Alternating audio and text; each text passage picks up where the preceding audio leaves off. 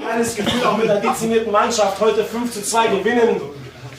Wir haben Charakter gezeigt, 3 Punkte. Dauer, ich weiß, du lachst wieder, aber ist doch, was willst du?